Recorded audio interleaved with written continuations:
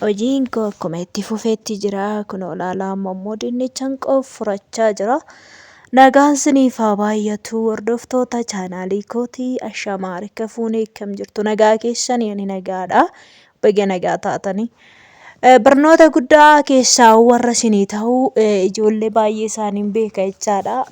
Biyya Arabaa kana gaafa galan maal godhu seetan. Bakka danda'aniituma lafan ejjetan danda'anii lafan ejjetanii waan tokko hin hojjetanii amma ji'aatti amma ji'a lamaatti manatti lallaasaa itti obaasu lallaasaa dhuguu bishaaniin dhuganii innaa gende deddeemanii ganamaan biyya Arabaatti hirriibaa kaan sana yeroo biyya kana galan danda'aniituma ganama si'aatti meeqattu hirriibaan kaanii minaayyoo nyaadhaa jedhaniin immoo danda'anii nyaatanii. Egaa ani alamiin akkuma na argitan kana hojiin kiyyaa bakka waan kamiyyoo ofitti bakka shooba waaqayyoo humna naa kenne nan hojjedha jechaadha. Harkaan lafa tuquun hin jiru. Ani waan baay'een hojjedhe dhugaa dubbachuudhaaf dhufnaan isiniin jedha. Dinnicha kana qofforuu bichaa osoo hin taane horiidhuma qabu sana jala magaalaa Finfinnee kana jalatti hin beektu namni daabboo toshachuudhaaf yookaan dinnichaa feellachuudhaaf bakka waan hedduudhaaf kaboota illee barbaachisa miti. Kaboonni har'a kaboota xifxifii ijoolleen baadiyyaa beektu magaalaa keessas beektu jedhee yaada. Xifxifii 2-3 irra kan hin jirre birrii 200-300 kanaan bitta jechaadha daabboo tokko toshachuudhaaf. Innaa ani garuu qotiyoo waan hin qabuuf qotiyoota wasan jala aaree tanan xafxafadhe jechaadha. Kaboota xafxafachaa jira jechaadha. Eegallaan arginaan yeroonuma sana ka'ee jechaadha. Maaliif hojii kiyya waan ta'eef isiniin jedha. Amma otoo rigitanii dhugaa rabbiiti garuu ergan dhufee jiini koo boruudha miti. Jiini koo boruu kana keessatti kaboota gibbii guuta isiniin jedha. Ganna keessattuu nama fayyada jechaadha. Ofima kiyya isa gurguraa maalii miti bar ofii kiyyaaf yoo na fayyade anaaf gaariidha jedhee yaada. Akkasitti hojjetadha isiniin jedha. Kunooti dinnichaan qoffurachaa jira. Dinnichi mana kiyyarraa xiqqoo hin siqaa. Dinnichi isaan qotanii innaa kanadha dhugaa rabbii jechaadha. Dinnicha qoffuradhee yoo fedhe waxii waxachuu yoo fedhe affeellachuu fedhe hallichaa hojjetachuu waan fedhii kiyyaa hojjetadha jechaadha. Qoffuradhee keessattuu immoo daa'imnis baay'ee jaallatti dinnicha. Innaa aniyyuu baay'een jaalladha dhugaa dubbachuudhaaf. Dinnichi biyya kanatti baay'ee widdiidha Itoophiyaa keessatti jechaadha. Firee 3 ibichaa walitti hirkisanii warrataniitu kun amma inni akkana qabe kun birrii meeqa bita seetan.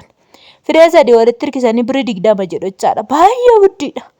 Namni yeroo ammaatti dinnicha bituudhaaf baay'ee ulfaata jechaadha.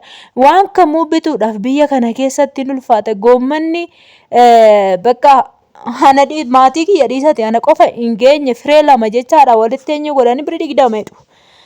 Innaa yoo muran immoo nama takkitti hungeessu jechaadha gaafa hojjette goommanni jechaadha. Innaa akkasii isiniin jedha wanti hunduu widdiidha. Garuu ani immoo kunooti maal hin dadhabaree hankooti xiqqaa godhee qofforadhee tanan waan fedhii kiyyaa hojjetadha isiniin jedha. Ijoolleen baadiyyaa yaadattu yoo ta'e baadiyyaa otoo hin taane gara amma jalduufaa bakka irra jireessa immoo dinnichi kun gara jalduu ta'a jechaadha. Bakka shook baay'ee yaaddu jechaadha. Hin jaallattu fitti godhattanii waan barbaadan godhachuu dandeessu. Yeroo biyya jirtanii yaadattu jechaadha. Dinnicha jechaan nyaata hin uffamnedha. Hin uffamus waan tokko sirraanis hin ga'u siin jedha. Dhukkubbii garaagaraa minaaminaallee namatti hin fidu. Liccaasaas yoo hojjetattan yoo affeellattan waan garaan keessan jaallatte godhachuu dandeessu jechaadha. Kanaaf kun akkasittiin qofforadhaa jira isiniin jedha uffannaan dadhabee sitti immoo baay'ee tokko itti na jalaa waraana eenyuusaa qofforaasaa jechaadha. Guyyaa 2 dhaqee qofforadheen jira mana kiyyarraa xiqqoo hin hiixa. Hiixa ogaa isiniin jedhu fagoo miti kun ilaalu jaarkaaniin turu eenyuu qabdii hin baadhu duddeetti harkatti lafarra ishii qottatee deema waan ta'eef guyyaa 2 dhaqee qofforadheen jira. Micayyoo kootu naa qoffora ture dursaa. Maala namni cooko qofforan ganna kobaashii qoffortee waa meeqa hojjettee kophaashii waan hunda hojjettee baqaashoo jechaa micaa'uun koo umurii ishii waggaa 10dha.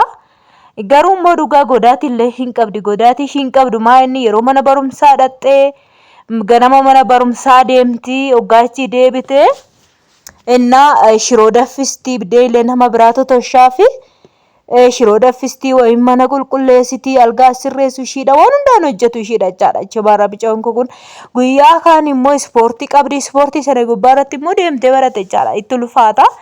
Innaa nama ergan galee hojii kiyya ofii kiyyaafan hojjetadha jechaadha waan kamiyyuu siniin jedha. Innaa kunoo akkana fakkaataa qofuradheen jira bareeffadhee qofuradhe gidinichi isaa baay'ee qaba jechaadha hin qaba lafaa yeroo qofuramu argitanii amma daqiiqaa xiqqoo keessatti mana qofuradhe lafarra gotutti hin deema ol fuudhee hin baadhu. Innaa kunina lama dinicha laala kan argitanii bu'ee jiru kun hankiyya jechaadha. Sinifan qofora hunda keessanii biyyoo amma barbaadeera nyaata yoo barbaaderree irraa gurgurachuu nan danda'a jechaadha. Yoo nyaata sinan danda'a gurguradhe sinan danda'a jechaadha. Waaqayyo gaafa mana namaa heebbisee akkasii siniin jedha. Egaa kun akkana fakkaataa hojiin guyyaa baay'ee dadhabeen jira. Maaliif qofuraa ture waan ta'eef argaa turtanii amma argitanirra immoo viidiyoo dhoksaan ture kaa. Dadhabbiin koo kun akkana kaas minaan nama tola kiyyaa miti kunillee ani biyyaa hin qaba minaanii biyyaadha machaadha ganaa hammamayyuu siniin jedha. Innaan nama biran taa'e malee akkas fakkaata kun dinnichi amma inni gagga'u siniin jedha. Nyuusaayii buusee baay'ee jechaadha mirxiidha. Kun laala kanaaf hamma inni gahu bakka ijoo dhugaa rabbiiti jireenya ofii kana mo'achuu waan baay'ee shaakaltanii waan baay'ee hojjechuu qabdu jechaadha. Amma waraana amma harkarra rukutadhe kana ormi biyya arabaatii galtee takkanatti jettii kana gootii kana qofforteedha. Umaan rakkoon qabu biyya arabaa jechaan bakka. Hojjetanne waaqayyoof galatutti jijjiiramne kun asitti immoo miicuudhaaf silaa marree bishaan hin burgaadhi keessa hin qaba. Ijoollee baay'een koomentii irratti reengadda viidiyoo jedhe sana eeggadhu mataadhaan buutaadhaan jettanii na sodaadhe koomentii keessan laalee dhugumaa ijoollee na sodaachisee ergasii ani waraabee hin beeku. Maaliif na sodaadhe dhugumaa ijoolleen kun wayiifuu naan jedhan jedhee xiqqoo gadi si qaban ta'eef hinnaa kinoo marmeelatti na waraabu yeroo waraabanii abba digdama san danda'een gottatu dhugumaa dubbachuudhaaf innaa akkasii siin jedha xiqqaa isaallee nyochuu naa wayya. Hordoftoota chaayinaalii kootii kun akka gaarii dinnicha koo miiccachaan jira. Bishaan itti naqee warradhee xiqqoo haalaafuu bakka isaan booda waxii hallichaan hojjetadha. Goommana biratti koo baatti hojjetadha siniin jedha. Waan dhaggeeffattaniif hedduu takka galatoomaa baay'ee sin jaaladhaa baay'ee sin kabajaa hojiin hin tuffatamuu waan qabu hojjechuudhaaf hin dandeessu. Akkuma kaleessa qofora ani qoforu modoon argeemu nan qofora jireenya koo fooyyeffachuudhaaf ittuma fufeen hojjedha jechaadha. Hin tuffadhu hojii kamiyyuu siniin jedha. Waan dhaggeeffattaniif hedduu takka galatoomaa like share godhaa siniin jedha. Baay'ee turtii gaarii maamila koo ta'uun dagatinaa warri haaraa dhuftanicha.